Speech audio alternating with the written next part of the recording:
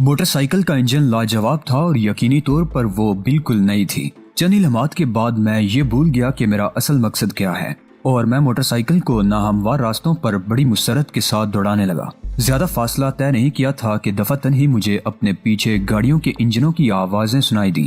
میں نے مڑ کر دیکھا تو دو طاقتور جیپیں میرے پیچھے چلی آ رہی تھی۔ پتہ نہیں وہ کب اور کہاں سے نکلی تھی اور میرے پیچھے لگ گئی تھی۔ ایک لمحے کے لیے میرا ذہن بگ سے اڑ گیا۔ ان جیپوں کے میرے عقب میں آنے کا مقصد یہ ہے کہ انہیں مجھ پر شبہ ہو گیا ہے۔ ویسے شبہ اصولی طور پر ہونا چاہیے تھا، کیونکہ جو گفتگو میں نے ان سے کی تھی اس کو اگر غور سے محسوس کیا جاتا تو اس میں اس بات سے آگاہی ہو سکتی تھی کہ بولنے والا صرف ٹالنے کی کوشش کر رہا ہے، اور یہ معلومات انہیں حاصل ہو گئی تھی اور وہ میرے پیچھے چل پڑے تھے۔ چند لمحات کے لیے ذہن کسی سوچ کا شکار ہو گیا، مگر پھر میں نے خود پر قابو پا لیا۔ بھرطور وہ لوگ ہوشیار تھے اور ایسے مستعد دشمنوں سے مقابلہ کرنے میں لطف آتا ہے۔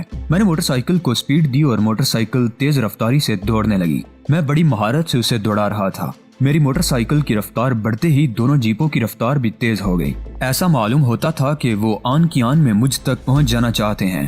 میں بھرطور موٹر سائیکل کو اپنی تمام تر صلاحیتوں کے ساتھ دوڑاتا رہا۔ نہ جانے کیوں ان لوگوں نے ابھی تک مجھ پر فائرنگ شروع نہیں کی تھی۔ اگر انہیں شبہ ہو گیا تھا تو انہیں مجھ پر فائرنگ کرنی چاہیے تھی، لیکن اس بات کے امکانات بھی تھے کہ وہ مجھے زندہ پکڑنا چاہتے ہیں، یقینی طور پر یہ معلوم کرنے کے لیے کہ آخر میں کون ہوں۔ دفعتاً ہی میں نے اپنا ریوالور نکالا اور موٹر سائیکل کا ہینڈل ایک ہاتھ سے تھام کر لگاتار سر گھما کر 2 فائر کیے۔ ایسی تیز رفتاری کی حالت میں نشانہ تو نہیں لیا جا سکتا تھا۔ اس بات کے یقینی امکانات تھے کہ میرے یہ دونوں نشانے خالی جاتے، لیکن خوش قسمتی سے ایک گولی نشانے پر بیٹھی اور میں نے عقب میں زبردست چھناکے کے ساتھ ایک جیپ کی اسکرین ٹوٹتے ہوئے دیکھی۔ تھوڑی دیر کے بعد وہ جیپ رک گئی، جبکہ دوسری نے تعاقب جاری رکھا۔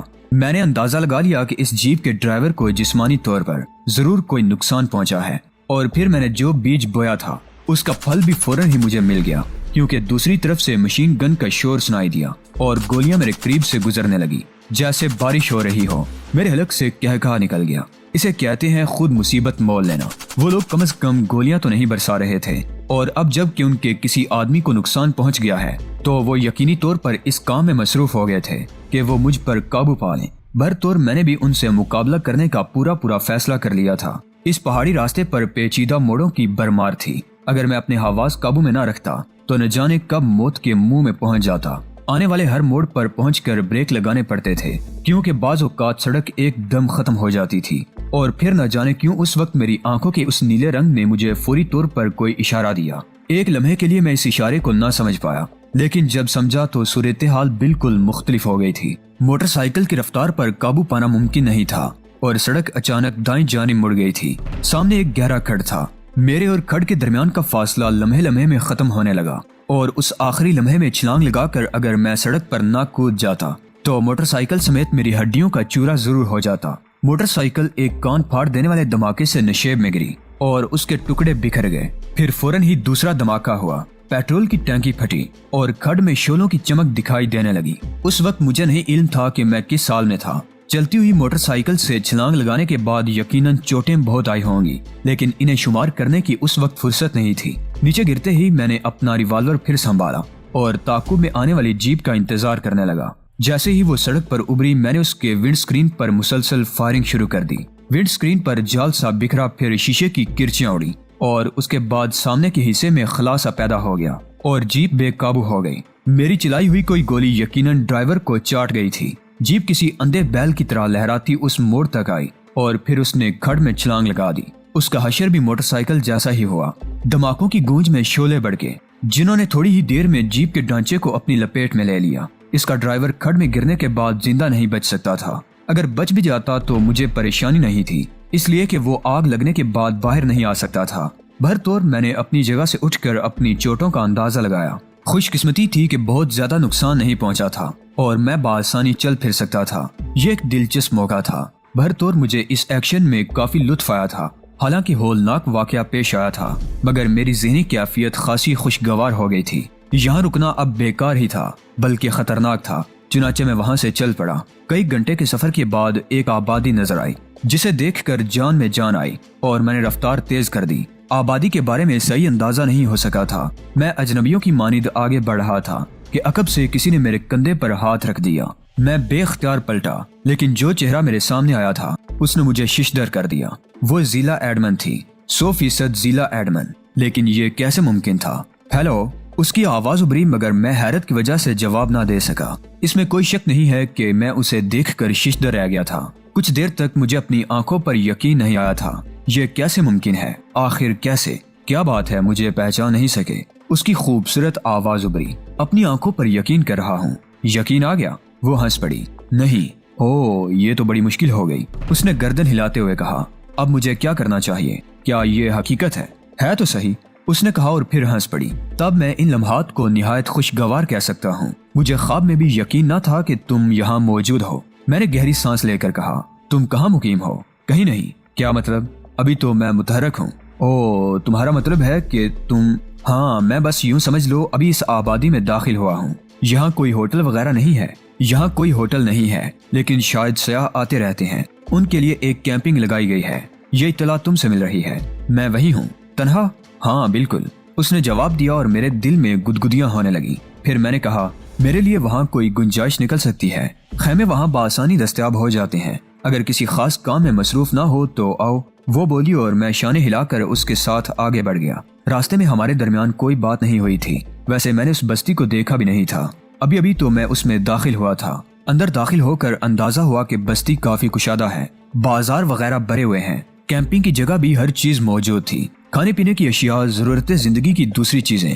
خیمہ دینے والوں کا ٹینٹ علیحدہ لگا ہوا تھا۔ زیلا ایڈمن مجھے وہاں لے گئی۔ ایک خیمے کا حصول کوئی مشکل کام نہ ثابت ہوا، البتہ وہ خیمہ ہمیں اپنے ہاتھ سے لگانا پڑا تھا، اور میں نے اسے زیلا کے خیمے سے بالکل ملا کر لگا دیا، جس پر اس وقت زیلا نے توجہ نہیں دی۔ خیمہ لگ گیا تو وہ مجھے اپنے خیمے میں لے گئی۔ یہاں کافی سامان موجود تھا۔ اوہ، تمہارے پاس تو باقاعدہ انتظامات ہیں۔ ہاں، مجھے یہاں آئے ہوئے 3-4 دن گزر گئے ہیں، اور یہ سامان سب کرائے کا ہے سوائے میرے کپڑوں کے۔ کچھ کھاؤ گے؟ ہاں، میں چائے بناتی ہوں، اس نے کہا اور مٹی کے تیل کا چولہا جلانے لگی۔ پھر اس نے کیتلی میں چائے کا پانی چڑھا دیا۔ میں اس کے بستر پر آرام سے بیٹھ گیا۔ اس نے ایک پلیٹ میں پنیر کے بسکٹ اور کاجو بھر کر میرے سامنے رکھ دیے۔ چائے بناتے ہوئے بولی، مجھے تمہاری تلاش تھی۔ کیا مطلب؟ بس مجھے یقین تھا کہ تم یہاں مل جاؤ گے۔ میرا مطلب ہے ان پہاڑوں میں۔ میرے ذہن میں بے شمار سوالات ہیں۔ جواب کی جلدی ہے؟ قطعی نہیں، لیکن جو کام تم کر رہی ہو وہ بے حد شاندار اور ضروری ہے۔ میں نے پچھلے کئی دنوں سے چائے نہیں پی ہے۔ اوہ، اس نے آہستہ سے کہا۔ پھر وہ چائے تیار کر کے میرے پاس آ پہنچی۔ کوئی اور مصروفیت تو نہیں ہے؟ میں نے کہا، بالکل نہیں۔ تو پھر کیا خیال ہے؟ تبادلہ معلومات، اس نے مسکراتے ہوئے کہا۔ یوں ہی صحیح۔ میں نے گرم چائے کے بڑے بڑے کئی گھونٹ لیے اور پھر ہونٹ خشک کر کے اسے دیکھنے لگا۔ تمہیں یقیناً مجھے یہاں دیکھ کر حیرت ہوئی ہوگی۔ میری اور تمہاری ملاقات ہی عجیب رہی۔ ابتدا ہی میں تم نے… سوری ڈیئر، میرے دل میں تم سے معافی مانگنے کی آرزو تھی، اس نے ندامت آمیز لہجے میں کہا۔ ارے کیوں؟ بس یوں سمجھ لو خود کو چالاک سمجھنے کی کوشش کی تھی۔ وہ کیسے؟ مجھے ہدایات ملی تھی کہ تمہارے ملک آ کر اس معاملے میں کارروائی کروں۔ خصوصاً تمہاری تعریف کرتے ہوئے کہا گیا تھا کہ اگر تم اس سلسلے میں مصروف کر دیے جاؤ تو بہتر ہے۔ بس میں نے سوچا تھا کہ حکام سے ملنے سے پہلے خود تمہارا جائزہ لوں۔ گڈ، پھر؟ اور یہ ایک غیر سرکاری عمل تھا۔ بہرحال میں نے حکام سے ملنے سے قبل تمہیں تلاش کیا اور متوجہ بھی کر لیا۔ میرا خیال تھا کہ تمہارے ساتھ کچھ وقت گزار کر تمہارا جائزہ لوں گی، مگر پہلے ہی مرحلے پر میرے حواس پر چھا گئے اور میں نے سوچا کہ تم مجھے کسی مصیبت میں نہ پھنسا دو۔ پھر پہلے ایک سوال کا جواب دو۔ کیا میری نوٹ بک تمہارے پاس ہی ہے نا؟ ہاں۔ وہ کب غائب ہوئی؟ یہ نہ پوچھو۔ اچھا یہ بتا دو، کوئی کارروائی کرنے والے تھے تم؟ ظاہر ہے میں جانتا تھا کہ کسے مجھ سے اس قدر دلچسپی ہے۔ کارروائی کیا ہوتی؟ تمہارا اغوا۔ مجھے یقین تھا، اس لیے میں وہاں سے فرار پا گئی، اس نے ہنس کر کہا۔ بعد میں تم اچانک غائب ہو گئی تھی، واپس جانا ضروری تھا تو تم جرمن چلی گئی تھی؟ ہاں، اور فوراً ہی واپسی بھی ہو گئی، نئے حکام کی وجہ سے۔ ویسے مجھے یقین ہے کہ تم نے یہاں خود بھی بہت کچھ معلوم کر لیا ہوگا، مگر روجر دیرساں کو میں بہت قریب سے جانتی ہوں۔ اوہ، میں نے آہستہ سے کہا۔ کیا دیرساں کے بارے میں تم کچھ جانتے ہو؟ اس نے کہا۔ نہیں، البتہ اگر تم چاہو تو میں اس سے تمہاری بات کرا سکتا ہوں، میں نے کہا اور وہ چونک کر مجھے دیکھنے لگی۔ میں سمجھی نہیں، اس نے حیرانی سے کہا اور میں نے وہ ٹرانسمیٹر نکال کر اس کے سامنے کر دیا جو میں نے اس شخص سے حاصل کیا تھا۔ اس نے ٹرانسمیٹر میرے ہاتھ سے جپٹ لیا اور پھر بے اختیار بولی، فریکوینسی 3L0، 100% اسی کا کوڈ ہے، اور اس کا مطلب ہے کہ تم اس سے بڑھ چکے ہو۔ کون ہے یہ؟ روجر دیرساں پرتگالی درندہ ہے، بحری قزاقوں کے خاندان سے، مگر اب وہ بہت بڑا دہشت گرد تصور کیا جاتا ہے۔ मैं वापस पहुंची तो मुझे नई मालूमात फराहम की गई और बताया गया कि रोजर दीरसा के इन इलाकों में मौजूद होने के निशानात मिले हैं और इसमें कोई शक नहीं किया जा सकता कि रोजर दीरसा भी इन इलाकों में हरमैन ही के चक्कर में पहुंचा होगा। अगर दीरसा ने हरमैन को पा लिया तो यूं समझ लो कयामत आ जाएगी। उसके बाद जरासीमी हथियार हर जंगबाज मुल्क के पास होंगे और छोटी छोटी झड़पों तक में इस्तेमाल किए जाएंगे। तुम्हारे ख्याल में वो उन्हें फरोख्त करेगा? हरमैन का उससे गठजोड़ पूरी दुनिया के लिए अजाब बन जाएगा। ज़ीला ने बताया और मैं उसके अल्फाज पर गौर करने लगा। मैंने इससे इत्तफाक किया था। तब उसने कहा, अब हमें ज्यादा मुस्तैदी से काम करना होगा डियर जहांगीर, यकीनन, और मैं तुम्हारे साथ काम करके खुशी महसूस करूंगी बशर्ते कि तुम पसंद करो। क्यों नहीं ज़ीला, मुझे खुशी होगी, मैंने जवाब दिया। ज़ीला किसी सोच में डूब गई। फिर उसने कहा, तुम इस सिलसिले में कुछ और नहीं बताओगे मुझे? सिर्फ चंद बातें, मैंने कहा, और अब तक की कारकर्दगी की तफसीलात बता दी। ज़ीला ने कहा, इसका मतलब है दीरसा अभी हरमैन को नहीं पा सका। वो कबीलों में मौजूद चपकलश से फायदा उठा रहा है। उलझन सिर्फ ये है कि आखिर हरमैन ने मकामी लोगों में अपनी जगह कैसे बनाई है। मैंने कोई जवाब नहीं दिया।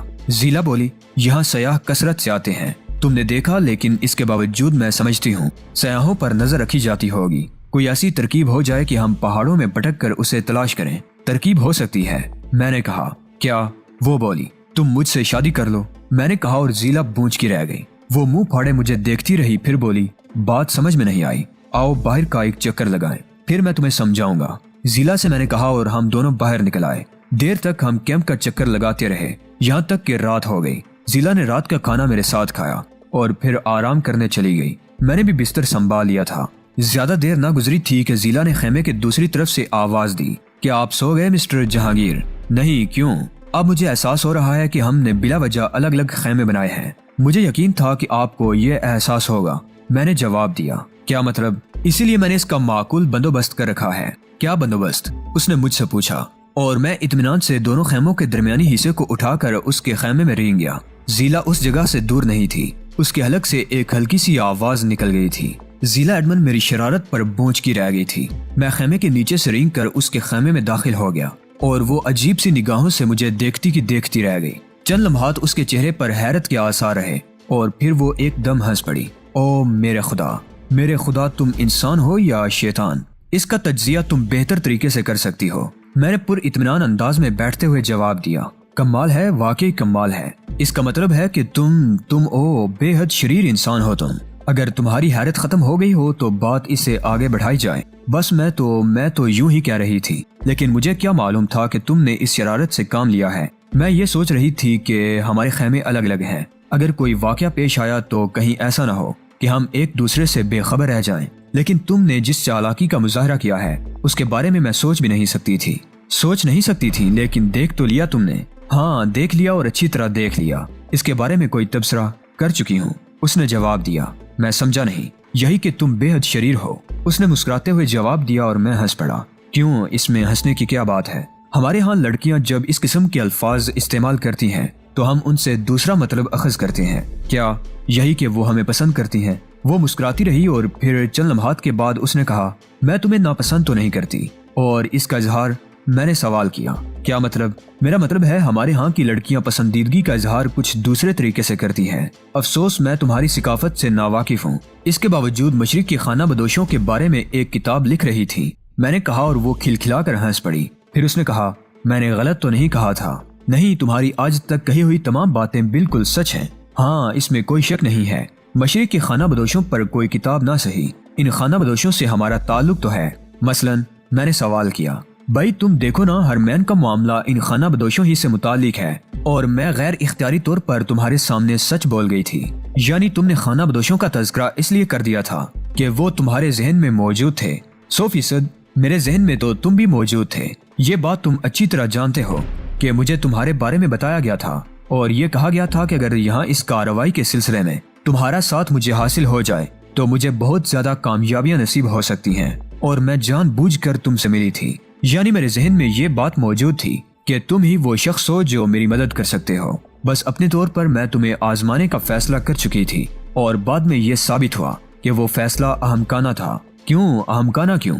अगर जरा सी चालाकी से काम न ले जाती तो तुम्हारी कैद में होती اور اس کے بعد پتہ نہیں تم میری بات پر یقین کرتے یا نہ کرتے۔ تم جس قدر خوبصورت ہو زیلا ایڈمن، اس کے بعد تمہاری ہر بات پر آنکھیں بند کر کے یقین کر لینے کو جی چاہتا ہے۔ بکواس کرتے ہو، تم بے حد شریر انسان ہو۔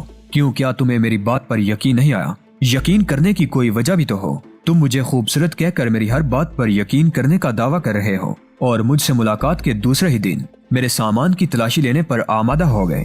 دراصل تمہاری شخصیت کے بارے میں سب کچھ جان لینا چاہتا تھا۔ حسین لڑکیاں تو سب کی توجہ کا مرکز ہوتی ہیں اور انسان کی دلی خواہش ہوتی ہے کہ ان کے بارے میں سب کچھ جان لے۔ باتیں بنانے میں تم سب سے بڑے فنکار ہو۔ میرے اور بھی بہت سے فنون ہیں، بشرطے کہ تم انہیں آزمانے کا فیصلہ کر لو۔ وہ ہنسنے لگی، پھر اس نے کہا، آنے والا وقت ان سے بھی روشناس کر دے گا مجھے۔ ہاں، اور اس وقت کا آغاز ہو چکا ہے، میں نے کہا اور اطمینان سے اس کے خیمے میں دراز ہو گیا۔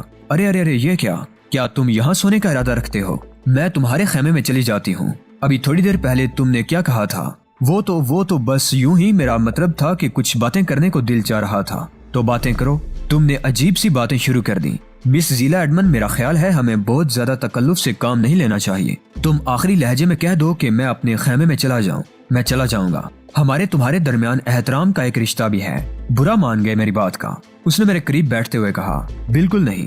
یہ الفاظ دراصل دوسرے قدم کے طور پر اٹھائے گئے تھے۔ او مائی گاڈ، میں کیا کہوں؟ اور اس کے بعد اس کے کہنے سننے کے تمام راستے بند ہو گئے۔ جب کہا نہیں جاتا تو سنا جاتا ہے، اور سنا بھی نہیں جاتا تو اور اس کے بعد زیلا ایڈمن کے اور میرے درمیان تکلفات کے تمام پردے ختم ہو گئے۔ وہ میرے بالکل قریب آ گئی اور ہمارے درمیان ایک اور رشتہ قائم ہو گیا، محبوبیت کا رشتہ۔ دوسری صبح اس نے معمول کے مطابق ناشتہ تیار کیا تھا اور مجھے ہنسی آ رہی تھی۔ میرے خیال میں لوگ احمق ہوتے ہیں، ذرا کوشش نہیں کرتے، مختلف انداز کی کوشش، اور زندگی کے مستقل جمیلوں میں گرفتار ہو جاتے ہیں۔ بیوی کا تصور ایک الگ حیثیت رکھتا ہے، اور اس تصور میں سمجھدار لوگ صرف چند چیزوں کو شامل کرتے ہیں: ایک اچھا گھر، ایک اچھا ساتھی، اچھا دوست، اور حسین لمحات میں خوشگوار انداز اختیار کرنے والا۔ اس کے بعد کے جو تصورات ہوتے ہیں وہ میرے اپنے نزدیک احمقانہ تصورات ہوتے ہیں، یعنی محبت، عشق اور اس کے بعد بچوں کی فوج۔ یہ سب بیکار باتیں ہیں۔ دنیا کی ہر لڑکی محبوبیت رکھتی ہے، اور اس کے ساتھ اگر کچھ لمحات مل جائیں تو اس کا انداز ان تمام عورتوں سے مختلف نہیں ہوتا جو بیوی بن کر زندگی بھر کے لیے گھر میں ڈیرا ڈال دیتی ہیں۔ ایسی بیویوں سے کیا فائدہ جن کے ہر اچھے اور برے مزاج کو برداشت کرنا پڑے اور اس کے بعد زندگی ایک مجبوری بن جائے۔ ذرا سی کوشش کر کے ایسی چلتی پھرتی بیویاں حاصل کر لی جائیں تو زندگی کی خواہش پوری ہو جاتی ہے، اور اس کے بعد کوئی مسئلہ بھی درپیش نہیں ہوتا۔ اس نے اسی انداز میں ناشتہ بنا کر میرے سامنے پیش کیا جیسے صبح ہی صبح سگڑ اور گھریلو قسم کی شوہر پرست بیویاں شوہروں کو ناشتہ پیش کرتی ہیں اور شوہر بلا وجہ اداکاری کرتے ہیں۔ اس مرغے کی مانند جو 6-7 مرغیوں کے ساتھ سینہ پھلائے کڑکڑاتا پھرتا ہے۔ بہرطور زیلا اور میں نے ناشتہ کیا۔ ناشتے کے بعد اس نے سنجیدگی سے کہا، یہ صورتحال کافی سنگین ہے۔ ہرمین کا معاملہ ابھی تک کھٹائی میں پڑا ہوا ہے۔ یہاں آنے کے بعد بھی مجھے ابھی تک یہ اندازہ نہیں ہو سکا کہ ہرمین نے ان لوگوں کے درمیان کیسے جگہ بنائی ہوگی۔ دوستو، آج کی قسط آپ کو کیسی لگی؟ کامنٹ باکس میں اپنی قیمتی رائے کا اظہار لازمی کریں۔ ویڈیو کو لائک کر کے اپنے دوستوں عزیزوں سے لازمی شیئر کریں۔ چینل کو لازمی سبسکرائب کریں۔ اگلی ویڈیو تک اجازت دیجیے، تب تک اپنا اور اپنے اس چینل اعلان حقیقت کا خیال رکھیے گا۔ اللہ نگہبان۔